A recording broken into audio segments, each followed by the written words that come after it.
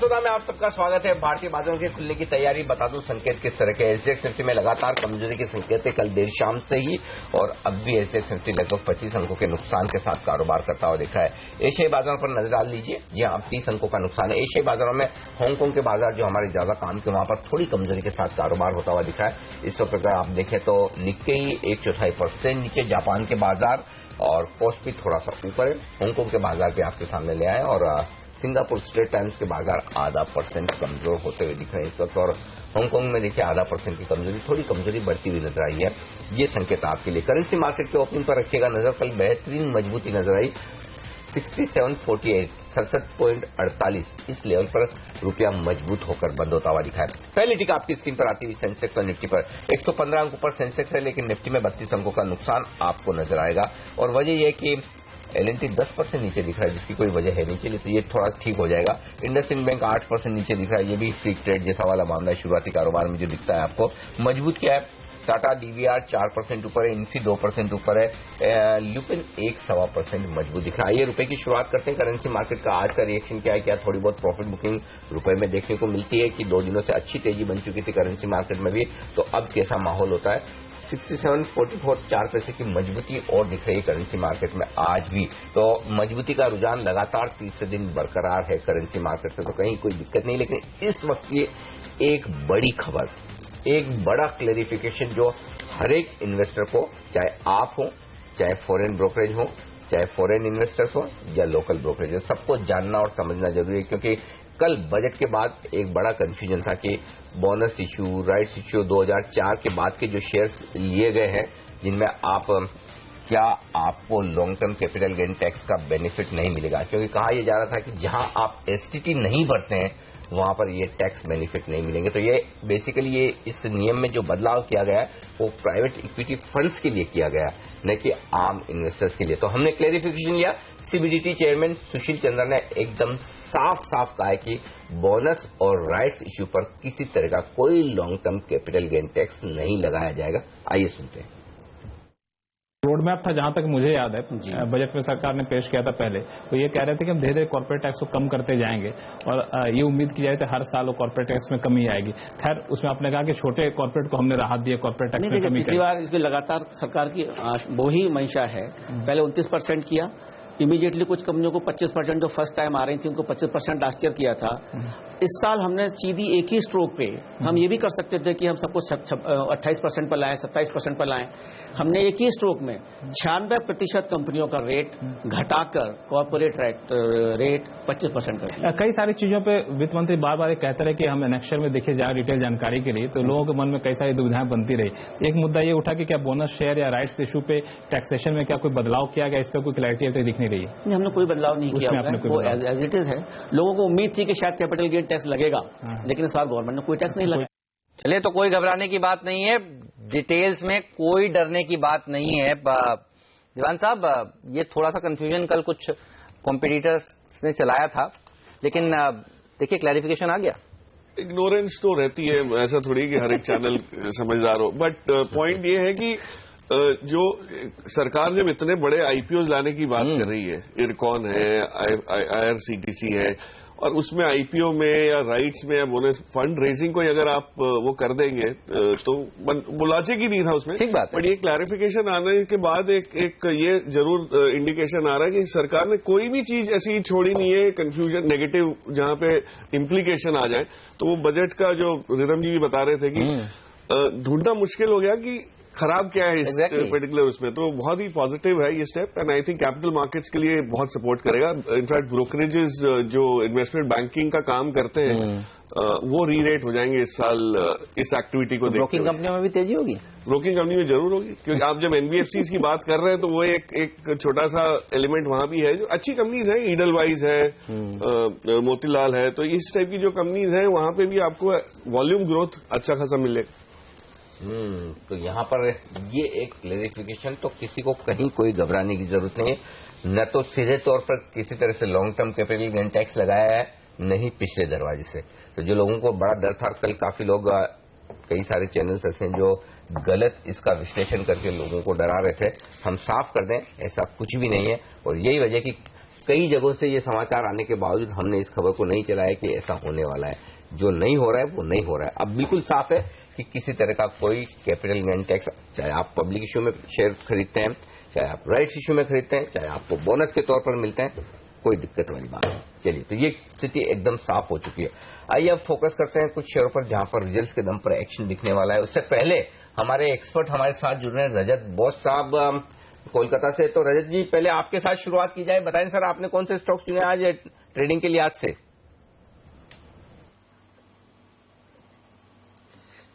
देखिए, पहले तो एक चीज खुलासा कर देना चाहता हूं कि अगर आज के दिन निफ्टी 8,735 से लेकर 8,750 ये स्तर पार करके ऊपर सस्टेन नहीं करने से बाजार में करेक्शन आने की संभावना है, तो उसको देख के ही लॉन्ग साइड ट्रेड लीजिएगा। मेरे पास में 2 लॉन्ग साइड ट्रेड रिकमेंडेशन है। एक है DLF, जो कि मैंने 139 रुपये 80 पैसा का स्टॉप लगाने के लिए सजेस्ट कर रहा हूं, और 147 से 149 का टारगेट है। ऐसा अगर आपने लॉन्ग टर्म के लिए खरीदारी करना चाहता है तो DLF even at current prices is a very good bet. And दूसरी है L&T फाइनेंस होल्डिंग्स। ये मेरी इन्वेस्टमेंट पोर्टफोलियो में भी है। 99 रुपया के नीचे स्टॉप लगा के आप 108 की उम्मीद कर सकते हैं, लेकिन both are subject to the Nifty conditions that I have just mention. तो L&T फाइनेंस होल्डिंग्स इस स्टॉक पर जरूर रखिएगा नजर। आदित्य, ये बताइए आपके टॉप ट्रेडिंग आइडियाज आज के लिए कौन से होंगे? मॉर्निंग हेमंत। वेल, हमारा पहला कॉल रहेगा SBI में।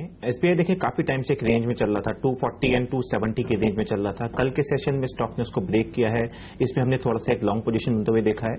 तो यहां से हमको लगता है कि 285 286 के लेवल्स SBI शॉर्ट टर्म में दिखा सकता है। इसको 266 के स्टॉप लॉस से करंट लेवल से बाय करके चल सकते हैं। सेकंड पिक रहेगा NTPC का। NTPC में हमने पिछले कुछ दिनों में काफी एक अच्छी रैली देखी थी। उसके बाद स्टॉक एक रेंज में फंस गया था। 170 एंड 178 ये रेंज चल रहा था स्टॉक का। लोअर बैंड्स पे कल के सेशन में, कल लोअर बैंड से थोड़ी सी हमने एक शॉर्ट कवरिंग लास्ट के आधे घंटे में आते हुए देखी थी। तो हमको लगता है कि यहां से शॉर्ट कवरिंग के चलते स्टॉक में वापस एक अच्छा उछाल देखने को मिल सकता है। 178 179 के टारगेट से NTPC में एक लॉन्ग बना सकते हैं विद स्टॉप लॉस ऑफ 166.50। तीसरा पिक रहेगा लार्ज कैप में रिलायंस इंडस्ट्रीज। रिलायंस इंडस्ट्रीज में काफी बड़ा करेक्शन देखा था। 1100 से लेकर 1000 1010 तक स्टॉक गया था, जो कि काफी क्रूशियल सपोर्ट लेवल है। वहां से वापस एक शॉर्ट कवरिंग मूव के चलते स्टॉक में हमने एक अपमूव आते हुए देखा है। तो यहां से हमको लगता है कि रिलायंस इंडस्ट्रीज वापस आउट परफॉर्म कर सकता है। ऊपर में 1095 1100 तक के लेवल दिखा सकता है। यहां से रिस्क रिवॉर्ड रेशियो बायर्स के फेवर में आता है। रिलायंस इंडस्ट्रीज में करंट लेवल्स पे एक लॉन्ग बनाकर चल सकते हैं विद स्टॉप लॉस ऑफ 1028। ऊपर में टारगेट रहेगा 1095 का। ओके, तो ये सारे शेयर हैं जो आपके लिए। इंटरेस्टिंग बात है, तमाम दिग्गज शेयर चुने आदित्य ने। निफ्टी का हिस्सा है SBI, NTPC, रिलायंस और रिलायंस इंडस्ट्रीज का डिस्क्लेमर हमेशा की तरह आपकी स्क्रीन पर CNBC आवाज की 18 ब्रॉडकास्ट का चैनल है और इसका स्वामित्व और प्रबंधन रिलायंस इंडस्ट्रीज के हाथों में। ये एक डिस्क्लेमर जरूर आप ध्यान रखें जब आप निवेश करें। लेकिन जब आपको करना हो ट्रेड, तो फिर आपके लिए सही वक्त होता है सुबह 7:30 से 8 बजे का। अगर आप बिजी हैं या फिर लेट उठते हैं तो कोई बात नहीं, 9 बजे के बाद हम आपको देते हैं स्टॉक 2020 के उस मैच का अपडेट और बताते हैं वो 20 शानदार ट्रेडिंग आइडियाज दिन के लिए जो आपको करा सकते हैं कमाई। आइए देखते हैं आज का अपडेट।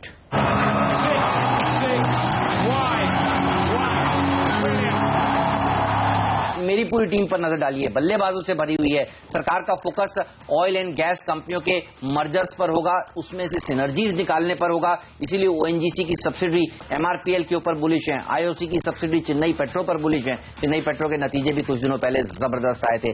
IDBI बैंक और पंजाब एंड सिंध बैंक पर इसलिए सिलेक्टर्स ने आज दाव लगाया है क्योंकि ऑयल एंड गैस में ही कंसोलिडेशन रहकर नहीं होगा। आप देखिए बैंक्स में भी कंसोलिडेशन होगा आगे चलकर। सरकार ने जिस तरह से कल ऑयल एंड गैस का जिक्र किया है, आज बैंकिंग स्टॉक्स में भी अच्छी रैली देखने को मिल सकती है, खासतौर पर इस तरह के सरकारी बैंक्स। उगर शुगर के नतीजे कल आने वाले हैं, उससे पहले आज तेजी देखने को मिलेगी। 5% तक का अपर सर्किट यहां पर लगते हुए दिख सकते हैं।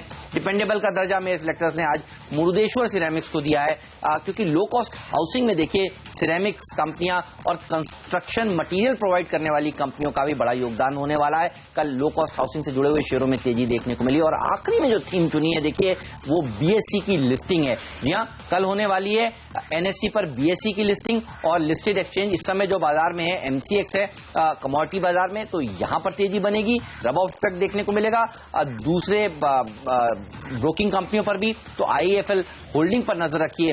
फ्री हिट का दर्जा सिलेक्टर्स ने जियोजित BNP पारिबा को दिया है, इनके नंबर्स भी शानदार आए। JM फाइनेंशियल्स ने भी अच्छे नंबर्स कुछ दिनों पहले पेश किए थे, यहां पर भी तेजी देखने को मिलेगी और बाजार में जो तेजी हो रही है उसका फायदा भी ब्रोकिंग कंपनियां जरूर उठाएंगी। चलिए मेरी टीम पे भी देखिए पूरी तरीके से खरीदारी पे फोकस है और बजट को ध्यान में रखा है। नतीजे लेकिन शुरुआत में हमने लिए कमिंस इंडिया, अपार इंडिया, CCL प्रोजेक्ट, 3 ये कंपनियां आप देखिए बहुत ही बेहतरीन नतीजे ने। अपार इंडस्ट्रीज में खासतौर पे आप देखिए कैपिटल गुड्स कंपनी, उसके बावजूद बहुत ही शानदार नतीजे दिए हर फ्रंट पे, चाहे आप मार्जिन देखें, चाहे रेवेन्यू देखें, चाहे प्रॉफिट देखें, बेहतरीन रहे।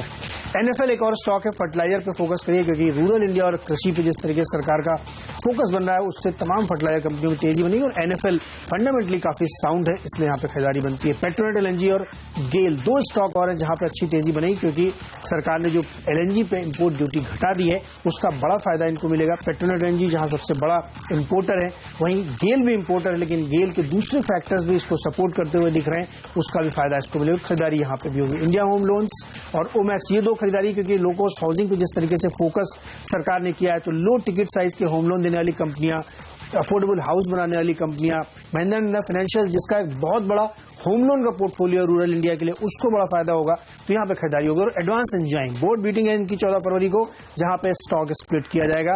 इस स्टॉक पर भी नजर रखिए, बेहतरीन तेजी देखने को मिल सकती है।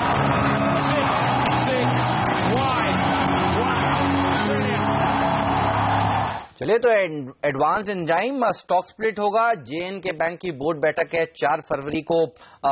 जम्मू एंड कश्मीर सरकार को प्रेफरेंशियल अलॉटमेंट होगा, तो JNK बैंक पर रखिएगा नजर। और टाटा ग्लोबल ब्रेवेजेस के नतीजों के बाद आज ये शेयर भी एक्शन में रहेगा। काफी सारी कंपनियां जिनके नंबर्स आए हैं कल मार्केट बंद होने के बाद, उन पर नजर होगी।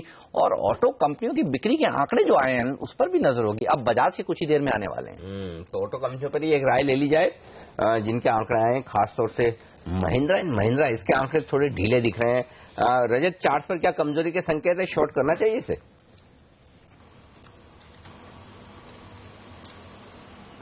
देखिए टाटा ग्लोबल बेवरेजेस का बात कर रहे हैं आप? M&M, Mahindra and Mahindra.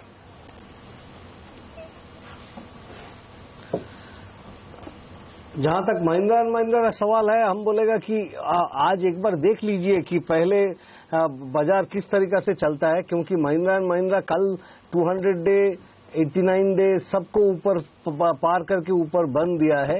और इसका जो पैटर्न है इट्स अ बुलिश पैटर्न। सिर्फ निफ्टी अगर नहीं चलता है तो महिंद्रा भी थोड़ा मुश्किल में रहेगा, नहीं तो मैं बोलेगा कि at least 200 day moving average level 1287 के आसपास है, उसके नीचे जब तक ट्रेड नहीं करता है कोई शॉर्ट पोजीशन इसमें लेने का मत सोचिएगा।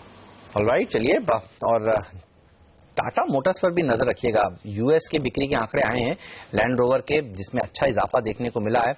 जैगुआर यूएस की सेल्स देखिए 117% बढ़ी है, ये कुछ देर पहले आंकड़े आते हुए अच्छे नंबर्स टाटा मोटर्स ने पेश किए। हालांकि घरेलू बाजार में जो नंबर्स आए वो इतने उत्साहजनक नहीं आए और इसीलिए आज थोड़ी सी सुस्ती के साथ खुलने के संकेत ये शेयर देता हुआ। लेकिन बीएससी का ना आईपीओ की तो कल लिस्टिंग होगी और आप देखिए वो जबरदस्त होगी, ऐसा समझ में आ रहा है। मूड और माहौल तो बजट की तरफ से बहुत पॉजिटिव हो गया है। बिल्कुल, इसमें कोई डाउट ही नहीं कि दमदार लिस्टिंग होने वाली है और बजट के बाद तो और भी बढ़िया होगा। तमाम जो संकेत आ रहे हैं वो ये कि कारोबार और बढ़ेगा, तो जाहिर सी बात है कि वॉल्यूम बढ़ना मतलब इन कंपनियों के लिए ज्यादा और फायदे की बात होगी। कमिंस एक और स्टॉक है, आदित्य, जिसने बेहतरीन नतीजे दिए। वायदा कारोबार में क्या किसी तरह की कोई पोजीशन है? ट्रेड किस तरफ किया जाए इसे?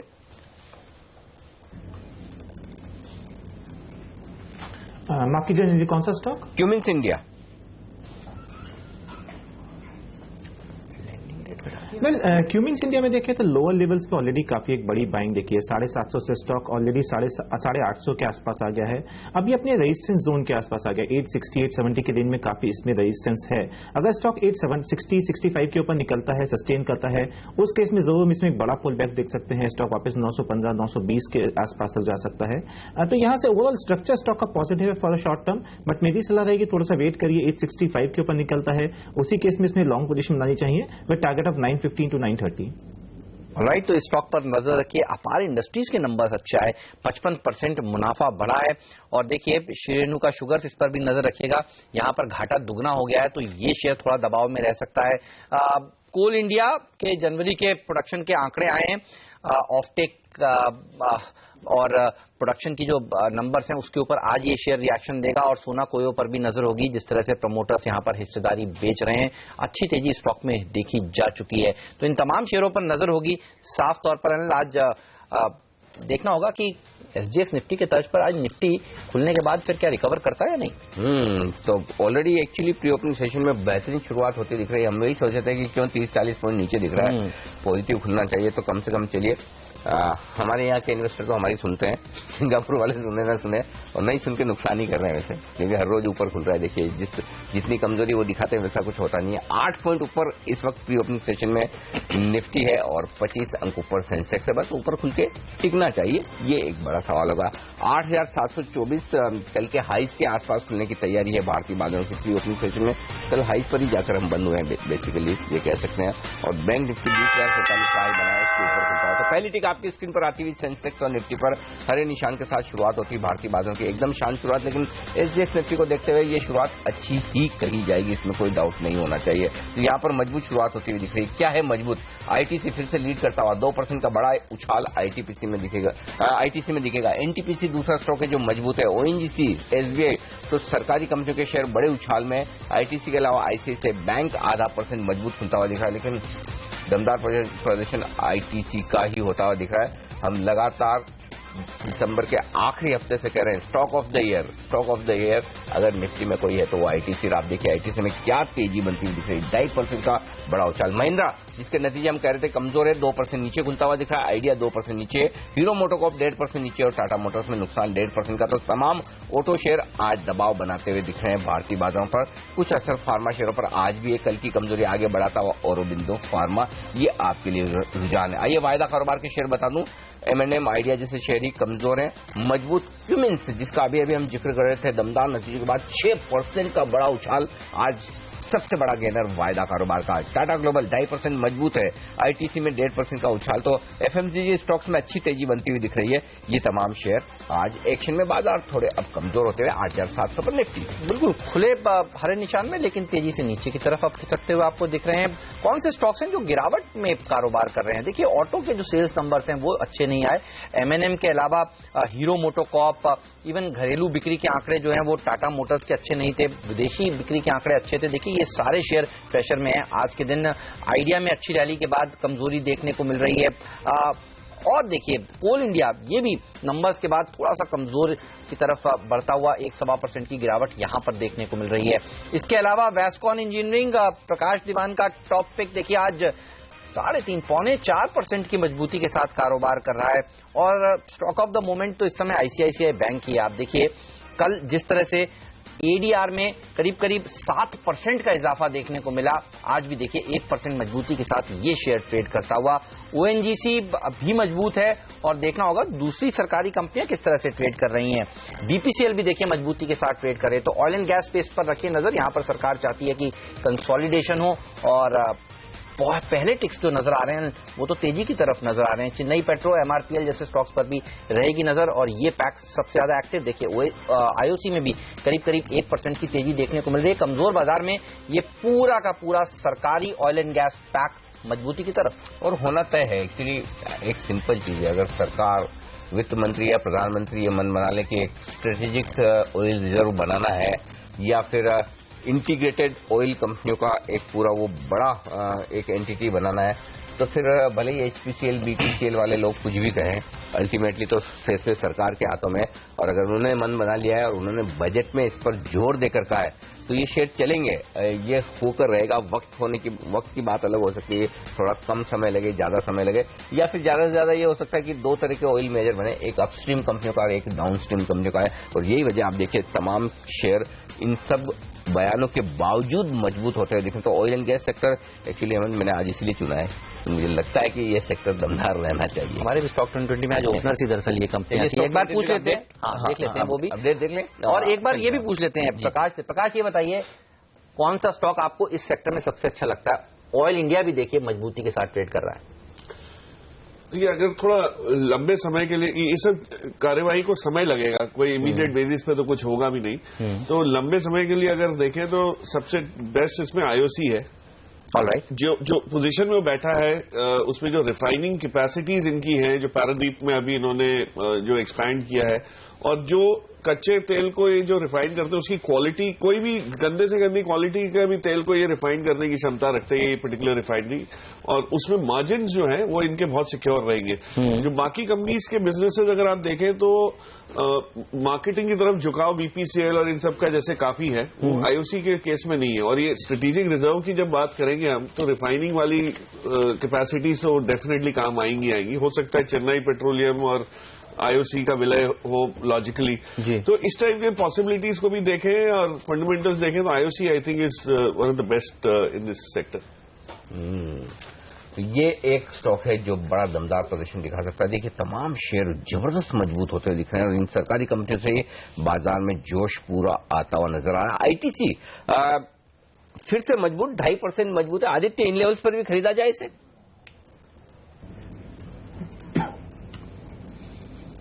डेफिनेटली मींस लास्ट 2 दिन में ऑलरेडी काफी बड़ा मूव आया है, बट ओवरऑल स्ट्रक्चर काफी बुलिश हो गया है। स्टॉक ने 264-65 का जो रेजिस्टेंस लेवल था उसको ब्रेक किया है।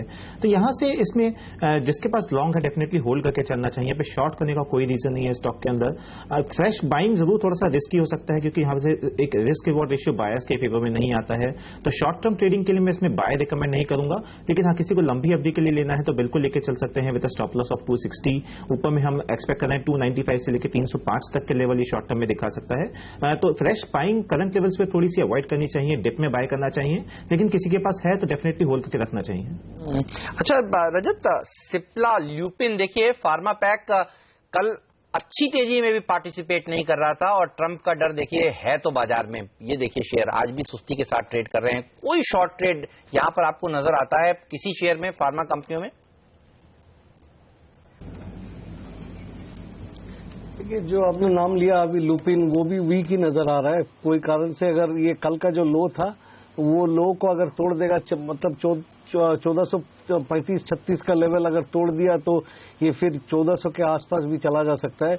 ऐसा तो देखिए इस क्षेत्र में सिप्ला और आपका कल ग्लेनमार्क थोड़ा सा पॉजिटिव दिखाया था, लेकिन हमको लगता है लुपिन, सिप्ला ये दोनों काउंटर आपको ध्यान पे रखना चाहिए। और जहां तक सिप्ला का सवाल है, फर्स्ट सपोर्ट वुड बी 567-66। ये टूटने से फिर ये और नीचे जाने की रास्ता दिखाएगा और Cipla is weaker then Lupin, ये मान के चलिए। दोनों में ही आप शॉर्ट पोजीशन बना सकते हैं।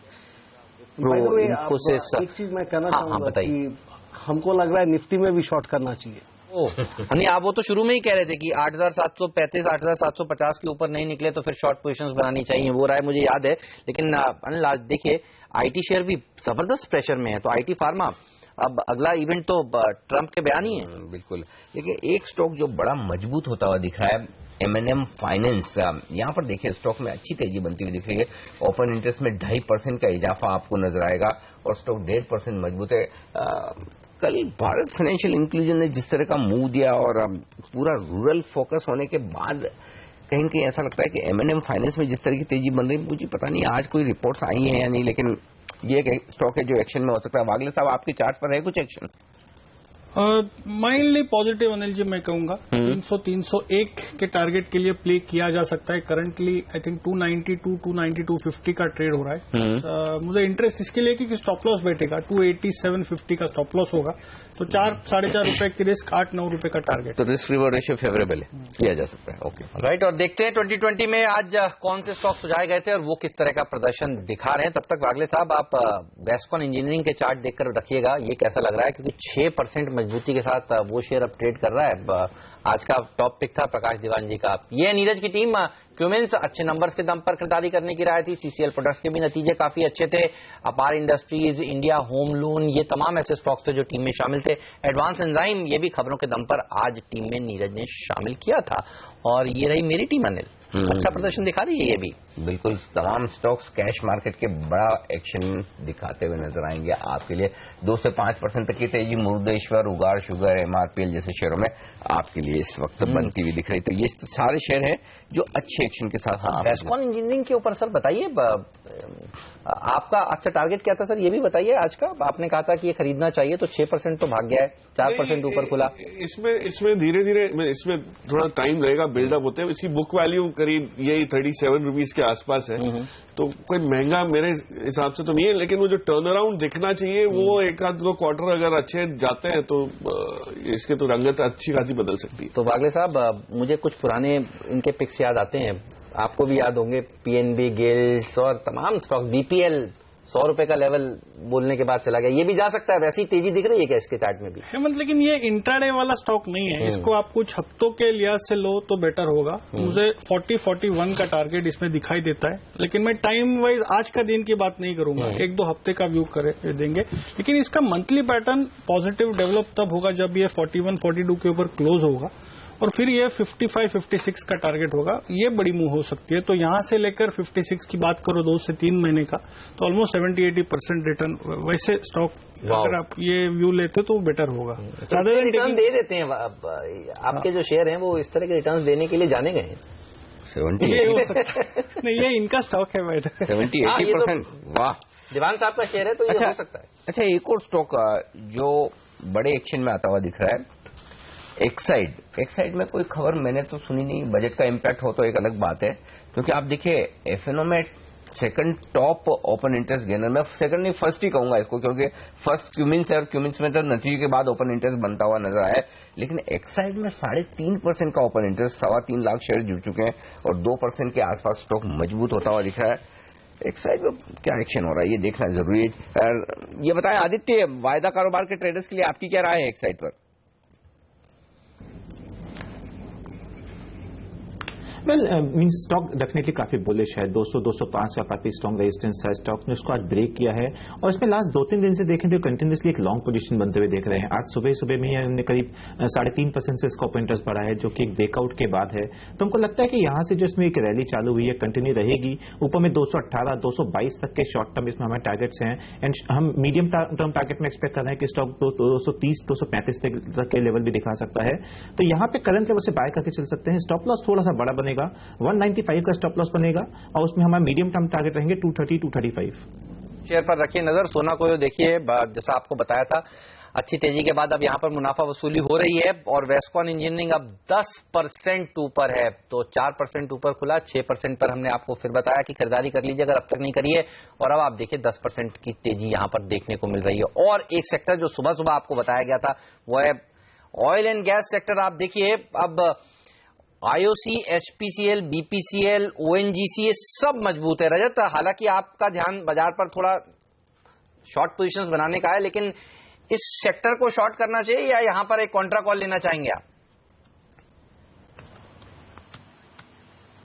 नहीं, इसमें कॉन्ट्रा कॉल लेना चाहिए। एटलीस्ट IOC मुझको बहुत अच्छा लगता है। कोई भी डिप में इसको माने आप निवेश भी कर सकते हैं, लंबे अवधि के लिए निवेश करने लायक भी चार्ट है।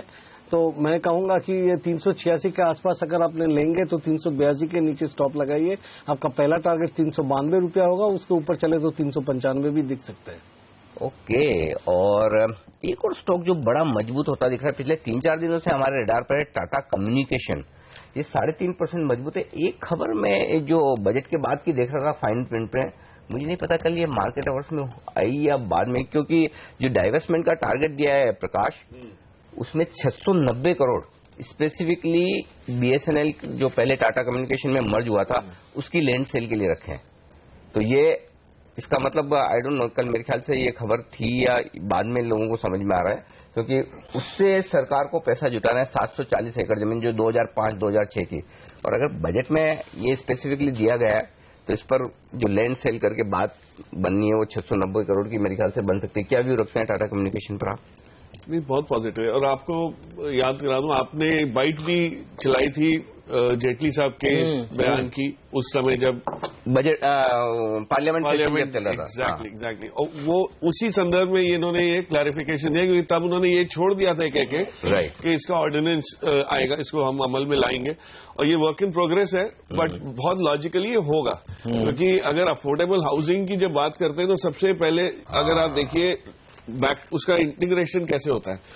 मास हाउसिंग, अफोर्डेबल हाउसिंग के लिए सबसे सस्ती चीज जमीन होगी। कंस्ट्रक्शन कॉस्ट को आप घटा नहीं सकते। आज 650 से 700 रुपए की लागत पर स्क्वायर फुट की लगनी है। तो आप अफोर्डेबल क्या चीज बना रहे हैं? जमीन को अफोर्डेबल बना रहे हैं।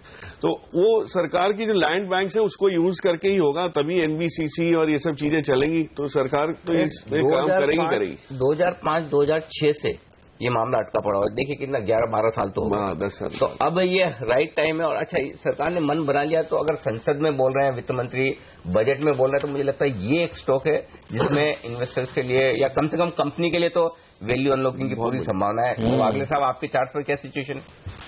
अनिल जी लेट हो गए, हम बात कर रहे थे तो 744 था, अभी ऑलरेडी 757 तो उस लिहाज से मुझे कंफर्ट नहीं है, लेकिन मुझे लगता है ये 775 तक जा सकता है आज और लेकिन कल। आप तो 720 में भी बोल रहे थे, 725 में भी बोल रहे थे। पोजिशनल तौर पे बहुत ज्यादा 3-4 दिनों से तो लगभग हर रोज लड़ाता रहा। अब मेरे को समझ में आया कि ये स्टॉक क्यों पिछले 4 दिनों से इतने एक्शन में दिख रहा था, कि बजट की फाइन प्रिंट।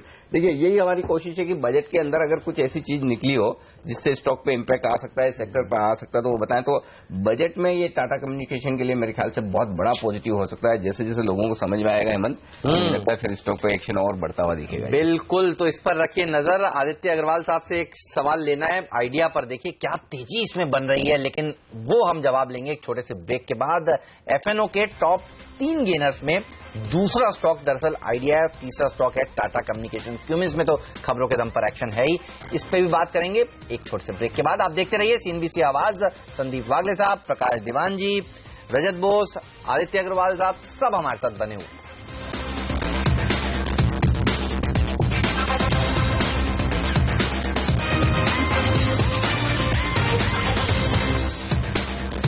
बाजार थोड़े कमजोर भले होते हुए दिख रहे हैं, लेकिन ब्रेक के दौरान एक स्टॉक चुना है।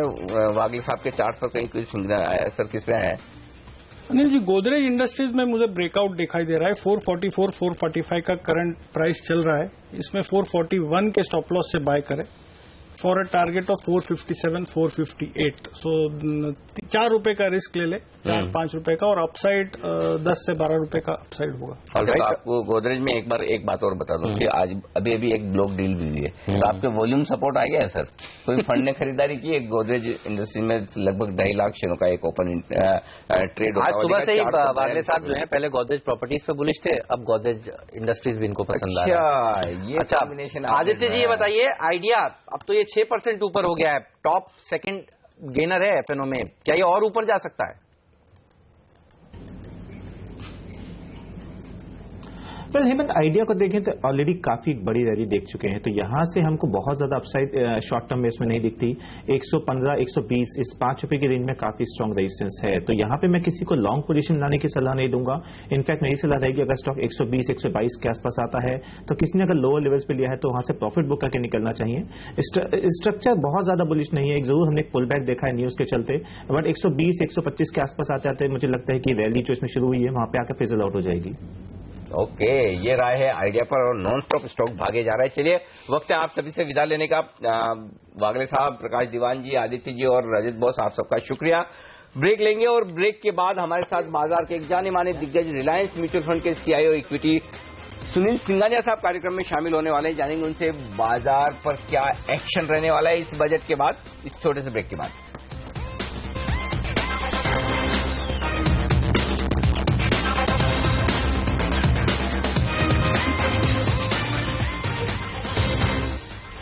पचास अंक नीचे है सेंसेक्स और निफ्टी पर 20 अंकों का नुकसान, 8,700 के बेहद करीब कारोबार करता हुआ निफ्टी पर बाजार। बैंक निफ्टी में भी थोड़ी प्रॉफिट बुकिंग आती हुई दिख रही। कल की शानदार तेजी के बाद थोड़ा सा माहौल सुस्ती बना, लेकिन चलिए आगे बढ़ते हैं और अब बात करते हैं बजट के असर पर। बाजार की जो रिएक्शन है वो सही है और फाइन प्रिंट में क्या कुछ और जानने समझने लायक है। हमारे साथ कार्यक्रम में शामिल हो रहे हैं बाजार के जाने माने दिग्गज और रिलायंस म्यूचुअल फंड के इक्विटी हेड सुनील सिंघानिया साहब। सुनील जी, गुड मॉर्निंग, स्वागत है आपका सीएनबीसी आवाज पर। बजट पर जो इतना शानदार रिएक्शन आया, बाजार में इतनी तेजी बनी कल 500 पॉइंट की, क्या काफी लोग खरीदारी करने से रह गए थे या फिर वाकई में बजट इतना अच्छा है? देखो, बजट तो डेफिनेटली काफी अच्छा था। एक ग्रोथ पे, गवर्नेंस पे, थोड़ा रूरल इकोनॉमी पे, इंफ्रास्ट्रक्चर पे, और जो टैक्स लॉज है उसका जो कंसिस्टेंसी बरकरार रखने का जो सिलसिला हुआ, उसको लेके हुए हमारे हिसाब से बजट काफी प्रोग्रेसिव है। दूसरा, थोड़े से एक एप्रीहेंशन था मार्केट में कि long term capital gain, short term capital में कुछ चेंज होगा, वो कुछ हुआ नहीं।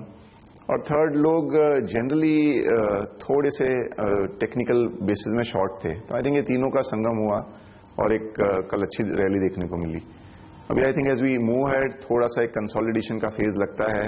अर्निंग सीजन अभी भी बरकरार है, और going forward I think that as well as government ने जो सब अनाउंस किया है, कब वो स्पेंडिंग शुरू होती है, उसको देखते हुए आगे का तेजी का कार्यक्रम बरकरार रहेगा। तब तक एक रेंज बाउंड माहौल में मार्केट गुजर सकता है। सर, अगले हफ्ते अब पॉलिसी है आरबीआई की 8 फरवरी को। कुछ लोग कह रहे हैं कि 25 बेसिस पॉइंट का रेट कट हो सकता है। आपका अपना व्यू क्या है?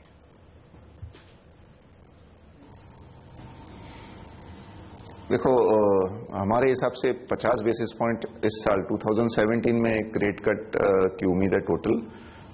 8 फरवरी को रेट कट थोड़ा सा मुश्किल लगता है, और हमारा ये व्यू रहेगा कि अप्रैल में फर्स्ट रेट कट इस साल का, जो 2017 का रेट कट अप्रैल में आएगा। 50 बेसिस पॉइंट पूरे साल भर में होना चाहिए। लेकिन सुनील जी, कल जिस तरह से बैंकिंग शेयर इतनी तेजी से भागे हैं और तेजी को लीड भी उन्होंने किया, क्या आपको ये लग रहा है कि कुछ खराब खबर नहीं आई? फार्म लोन वेवर या फिर यूनिवर्सल बेसिक इनकम की बात कही जा रही थी, वो नहीं आई। सिर्फ बुरी खबर नहीं आने की वजह से तेजी हो रही है, या फिर वाकई में बैंकिंग सेक्टर के लिए बजट में बड़े पॉजिटिव्स है?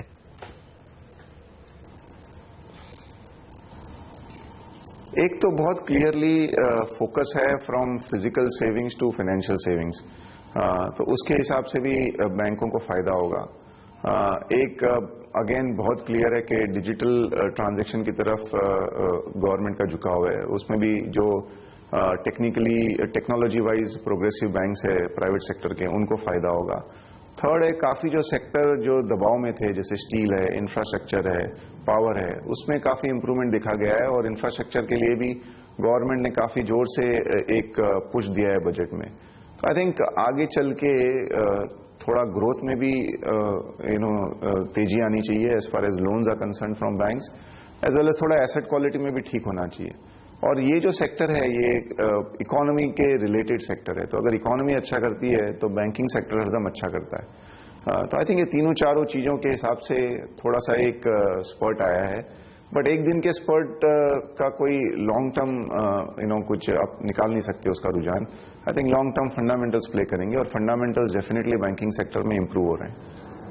सर, जो बजट में ऑयल एंड गैस सेक्टर में सिनर्जीज की बात की गई, आज देखिए ज्यादातर कंपनियां जो सरकारी हैं ऑयल एंड गैस क्षेत्र से जुड़ी हुई, वो अच्छी तेजी दिखा रही हैं। कितना मुश्किल होगा इस चीज को लागू करना, और आपका क्या व्यू बना? आपने कैसे पढ़ा इस बयान को वित्त मंत्री जी के?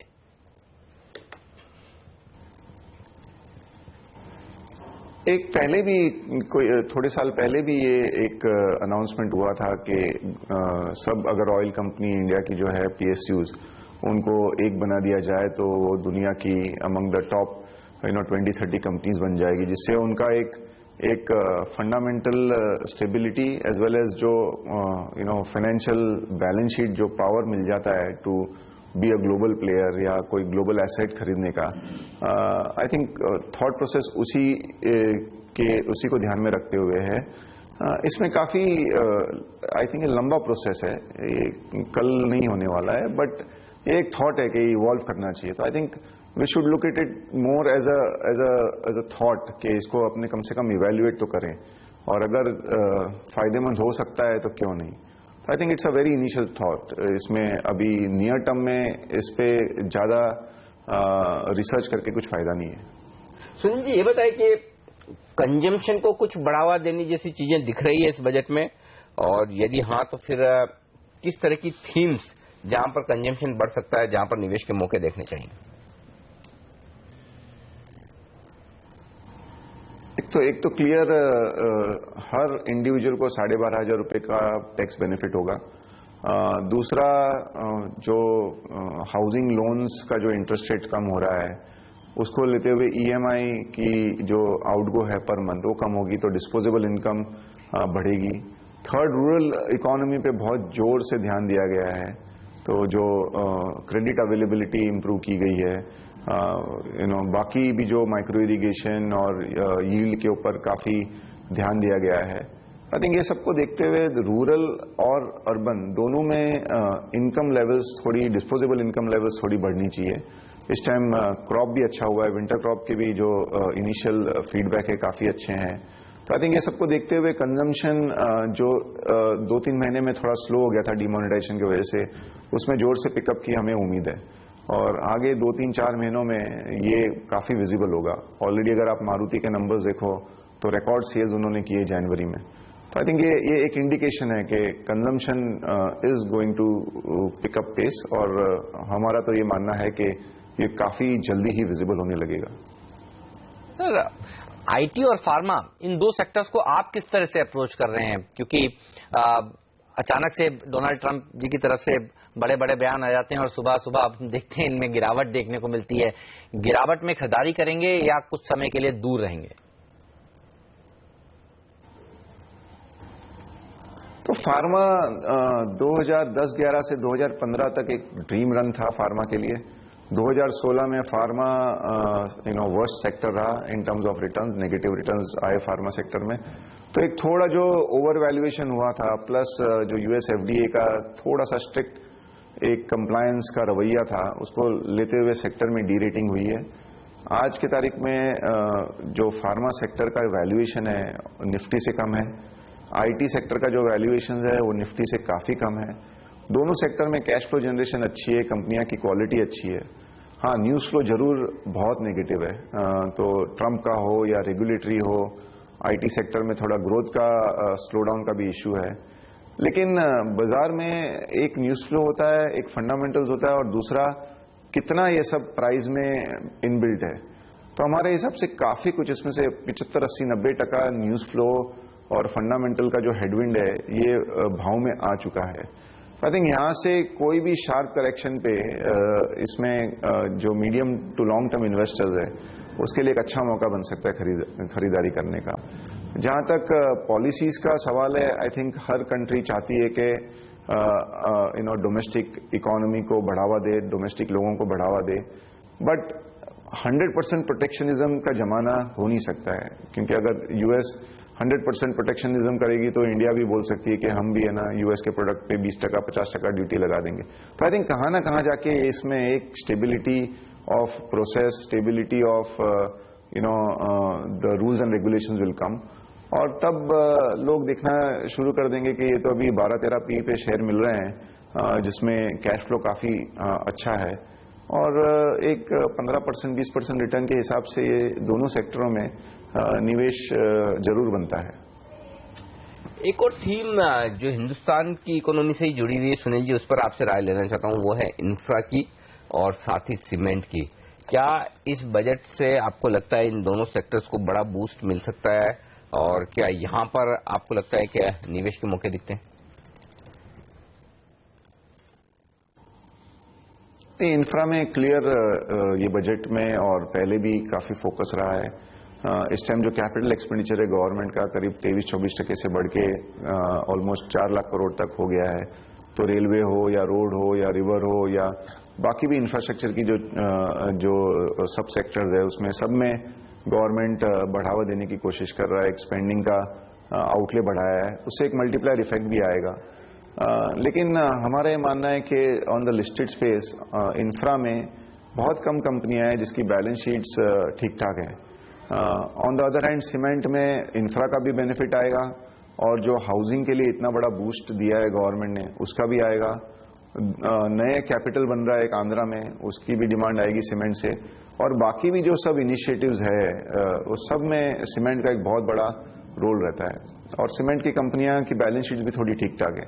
तो I think our view would be that play infra more through cement, और अगर कुछ चुनिंदा इंफ्रा कंपनी जिसकी बैलेंस शीट ठीक ठाक है वो भी अच्छा एक अपॉर्चुनिटी दे सकती है। अच्छा सर, ये बताइए, कुछ लोग मार्केट में कह रहे हैं ट्रंप साहब ने अगर इसी तरह से कड़े तेवर रखे तो चाइना की तरफ से करेंसी डिवैल्यूएशन हो सकता है। ये डर कितना सही है? जापान की तरफ से करेंसी डिवैल्यूएशन हो सकता है, डरना चाहिए या नहीं?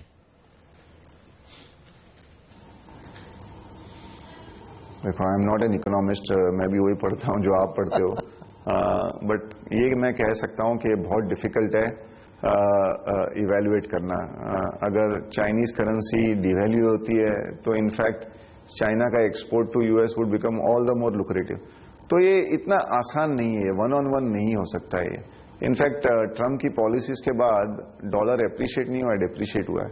तो आई थिंक इकोनॉमिक्स थोड़ा फनी है, वन ऑन वन कोरिलेशन होता नहीं है। हमारा व्यू है कि उस चीजों पे ध्यान दो जो हमें समझ में आती है और जो हमें दिखती है। काफी चीजें ऐसी है जो एक सिर्फ एप्रीहेंशन है कि ये हो सकती है या नहीं हो सकती है, उस पे we have to be aware of it, but ज्यादा उसको हम अगर एनालिसिस करना चालू कर देंगे ना तो कभी हम निवेश कर ही नहीं पाएंगे। ये बात सही है, और आपने कई बार ये कहा है कि अगर नेगेटिव फैक्टर्स ही देखते रहेंगे तो देखते ही रह जाएंगे। लेकिन जो पॉइंट सुनील जी कह रहे हैं वो सिंपल है कि ये सब चिंताएं तो आती रहेंगी, जाती रहेगी, लेकिन भारतीय बाजार इकोनॉमी बेहद मजबूत है, और बजट से आपको अगर थोड़ी बहुत कोई टेंशन थी तो वो भी अब दूर हो जानी चाहिए। मौका है बाजार में पैसा लगाने का। बहुत बहुत शुक्रिया सर आपका हमारे लिए वक्त निकालने के लिए, और बजट के बाद पूरे विस्तार से बजट को समझाने के लिए। और बता दें आपको कि इंडस्ट्री भी इस बार के बजट से अच्छी खासी खुश है। सीएनबी से आवाज से बातचीत में इंडस्ट्री के दिग्गजों ने बजट को बोल्ड और ब्यूटीफुल कहा है। उन्होंने अपना जो प्लान है इस सरकार का, डेवलपमेंट का, ग्रोथ का, इकोनॉमी को बढ़ाने का, उसको चालू रखा। खर्चा बढ़ाते हुए भी फिस्कल डिसिप्लिन मेंटेन कर पाए। उन्होंने 3% के बजाय 3.2% तक फिस्कल डेफिसिट मेंटेन किया, जो कि बिल्कुल एक्सेप्टेबल है। मोस्ट इम्पॉर्टेंट चीज है, उन्होंने सब जगह कैपिटल एक्सपेंडिचर यानी इंफ्रास्ट्रक्चर पे एक्सपेंडिचर करीबन 24% बढ़ाया है। ये बड़ा अच्छा है, क्योंकि आज इन्वेस्टमेंट प्राइवेट सेक्टर की कम है, इस वक्त गवर्नमेंट एक्सपेंडिचर बढ़ना जरूरी था। एक तरह से मार्केट्स के लिए बहुत ही कंफर्टिंग फैक्टर था कि कुछ चेंज नहीं किया गया जो capital gains tax on the equity markets, जो थोड़ा सा एक इशू था मार्केट्स के दिमाग में। So I would actually say that मैं कुछ इतना ज्यादा मैं मिसिंग नहीं देख पा रही हूँ। मैं इनफैक्ट ये देख पा रही हूँ कि ये काफी कॉम्प्रिहेंसिव बजट है। There was a fear that this budget, because of pending elections, could become a populist budget and do things that are meant more for votes. And I couldn't see a single thing that was specifically aimed at looking at the upcoming state elections. So these are the two things that stand out to me as something that I appreciate from this budget. और industry नहीं, जी हाँ, बाजार के सभी दिग्गज भी एक सुर में कह रहे हैं इससे अच्छा बजट हो नहीं सकता था। आइए सुनिए। ओवरऑल जैसे काफी जो एक बाजार में चर्चा थी वही कि कैपिटल गेन्स, एक प्राइम मिनिस्टर का स्टेटमेंट आया था कि कैपिटल मार्केट से ज्यादा टैक्सेशन नहीं मिल रहा है, तो लोगों को लग रहा था कैपिटल गेन्स एबुलिश हो सकता है, कि ड्यूरेशन कम हो सकता है, या इवन सर्विस टैक्स का भी जो बढ़ने का एक असर था वो है। फिर ओवरऑल टैक्स रेट भी नहीं बढ़े हैं। So I wish corporate tax, overall tax कम हो जाता जैसा प्रॉमिस किया है, लेकिन आई थिंक कंस्ट्रेंट है डेफिनेटली फिस्कल डिसिप्लिन के लिए। ये बजट बहुत ही बैलेंस्ड बजट है। जो सर्कमस्टांसेस थे, ग्लोबल सिचुएशन और लोकल सिचुएशन जो थी, उसको दरमियान उसको ध्यान में रखते हुए बहुत ही बैलेंस्ड बजट है। आप पहली बार देखेंगे कि 3 जो अहम मार्केट्स हैं हमारे कैपिटल मार्केट में, जो इक्विटी मार्केट, बॉन्ड मार्केट और करेंसी मार्केट, ये पहली बार तीनों के तीनों मार्केट बहुत पॉजिटिवली रिएक्ट किए हैं। इक्विटी मार्केट ऊपर है, बॉन्ड यील्ड्स नीचे आ गई हैं और रुपये स्ट्रेंथन हुआ है। इसका मतलब है कि तीनों मार्केट को बजट बहुत पसंद आया। जब भी कोई नए शेयर लिस्टेड होते हैं पीएसयू के, उसमें काफी कुछ वैल्यू अनलॉकिंग होती है।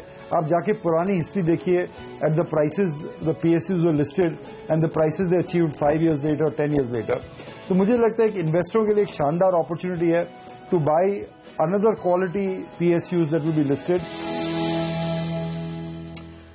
और ये थी राय आपके लिए कॉर्पोरेट और बाजार के दिग्गजों की बजट पर। और बजट से सब खुश है और कल की शानदार तेजी के बाद थोड़ा आज उतार चढ़ाव होता दिख रहा है, लेकिन आज सुबह हम आपसे एक ही बात कर रहे थे कि फोकस सेंसेक्स और निफ्टी के बजाय मिड कैप शेयरों पर करिए, स्मॉल कैप शेयरों पर करिए। और अब देखिए लगभग 0.5% का उछाल मिड कैप इंडेक्स में आ चुका है और बैंक निफ्टी भी अब 40 अंक मजबूत होता हुआ दिख रहा है। 925 शेयर मजबूत है, 600 शेयरों में कमजोरी के साथ कारोबार होता हुआ। और कुछ बजट के बाद बड़े क्लेरिफिकेशन की जरूरत है और ये बताने के लिए हमारे साथ सीबीडीटी के चेयरमैन सुशील चंद्रा साहब कार्यक्रम में शामिल हो रहे हैं और उनसे सीधा पूछते हैं।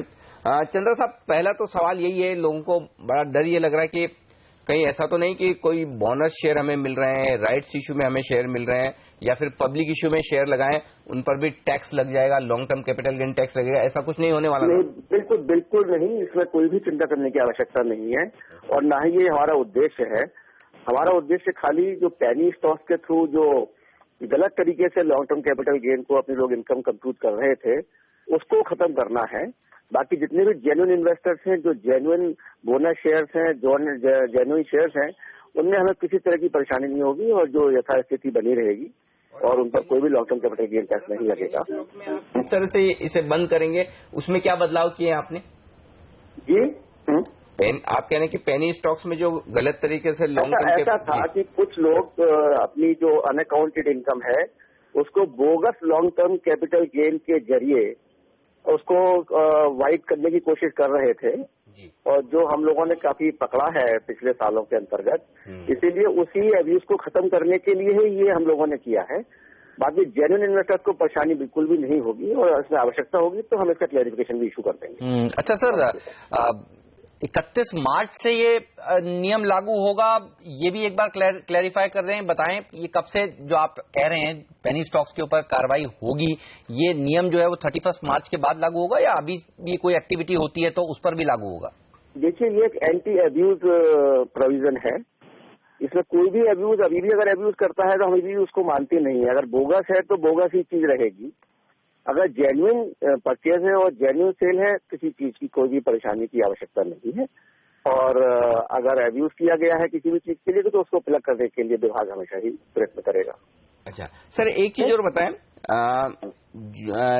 जो जिन लोगों के पास मकान है एक से ज्यादा, पहले ये था कि अगर आपके पास एक से ज्यादा मकान है उस पर आपने हाउसिंग लोन ले रखा है तो उसमें जो कुछ भी अगर आप ब्याज भरते हैं तो उसका लॉस आप दूसरी इनकम के साथ, सैलरी के साथ भी सेट ऑफ कर सकते थे। इन नियमों में क्या कुछ बदलाव किया है, ये आप बता पाएं? हाँ, इस बदलाव ये किया है कि जो हाउस प्रॉपर्टी का जो लॉस होगा वो इस समय हाउस प्रॉपर्टी की प्रॉपर्टी का अगेंस्ट में ही अलाउ होगा, ऑफसेट होगा और 2 लाख रुपए तक के लिए। अगर उसके बाद बच भी जाता है तो अगले साल की इनकम में अगेंस्ट हाउस प्रॉपर्टी ऑफसेट किया जाएगा। मतलब कैरी फॉरवर्ड नहीं किया जा सकता इसे? कैरी फॉरवर्ड किया जाएगा, बिल्कुल कैरी फॉरवर्ड किया जाएगा और उसको हाउस प्रॉपर्टी की इनकम के अगेंस्ट में अगले साल में ऑफसेट किया जाएगा और 8 साल तक उसको लॉस लेकर चलेगा वो। ओके, 8 साल तक कोई लॉस नहीं है। हाँ बिल्कुल, वो कैरी फॉरवर्ड होता रहेगा और हाउस प्रॉपर्टी की इनकम के अगेंस्ट में उसको ऑफसेट किया जाएगा। ओके। दूसरी बात ये कि आमतौर पर जो राय बन रही है, हम रिपोर्ट भी पढ़ रहे हैं, वो ये कि अब शायद पहले की तरह कुछ निचले स्तर के आयकर अधिकारी भी इनकम टैक्स रेट डाल पाएंगे। इसके किस तरह के नियमों में क्या बदलाव हुए हैं इस बजट में, उससे बताएं सर। इसमें आई थिंक ये भी कोई आप लोगों को शायद गलत फहमी हुई है, ना ही निचले लोगों के ऑफिसर को रेट डाल पाएंगे। जो रेट की प्रक्रिया है वो वैसी ही रहेगी जैसी थी, इसमें कोई भी बदलाव नहीं किया गया है क्योंकि जो रेट की प्रक्रिया है वो director of income tax investigation ही वारंट साइन करता है और जो कि डायरेक्टर जनरल से ही अप्रूव किया जाता है। तो नीचे वाला कोई भी ऑफिसर बिना किसी वारंट के, बिना किसी प्रॉपर सेटिस्फैक्शन के कोई भी सर्च नहीं कर सकता है। तो जो ये भ्रांति है ये गलत भ्रांति है। चंद्र साहब, आप जाएं उससे पहले एक बार फिर से जिस खास क्लेरिफिकेशन के लिए हमने आपको बुलाया है, मैं हमारे दर्शकों को भी समझा दूं और फिर आप उस पर मोहर लगा दें कि क्या हम सही समझ रहे हैं। 2005 से पहले फिजिकल में शेयरों में ट्रेड होता था। कई लोग पुराने समय में दिखा देते थे कि हमारे पास फिजिकल शेयर पड़े हैं और अब वो बेच देते थे और long term capital gain tax का फायदा उठा लेते थे। तो पेनी स्टॉक्स में इस तरह के पुराने शेयरों में जो गलत तरीके से ब्लैक को व्हाइट करने का धंधा चल रहा था, उसे रोकने के लिए आपने ये नियम बनाए, राइट? बिल्कुल बिल्कुल बिल्कुल सही कहा, बिल्कुल सही समझा। और कोई क्लेरिफिकेशन आपको लगता है सर जो आपको देने की जरूरत है तो वो भी दे सकते हैं सर? जी, और कोई क्लेरिफिकेशन या बात आप जो बताना चाहें? बिल्कुल हम लोग क्लेरिफिकेशन बीच में इशू कर देंगे, जिससे कि किसी भी जेन्युइन इन्वेस्टर को और जेन्युइन शेयर परचेजर को कोई भी परेशानी नहीं होगी। जी, बहुत बहुत शुक्रिया सर आपका हमारे लिए वक्त निकालने के लिए और हमारे दर्शकों को ये क्लेरिफिकेशन देने के लिए। तो साफ तौर पर कहीं कोई घबराने की जरूरत नहीं। ऐसा नहीं कि आपके कोई बोनस पर, राइट्स पर या फिर आपने आईपीओ में शेयर लगाए उस पर long term capital gain tax लग जाएगा। कल कुछ चैनल इस तरह की खबरें चला रहे थे, लोग घबराए हुए थे, हमें भी फोन कर रहे थे कि ऐसा क्या हो गया।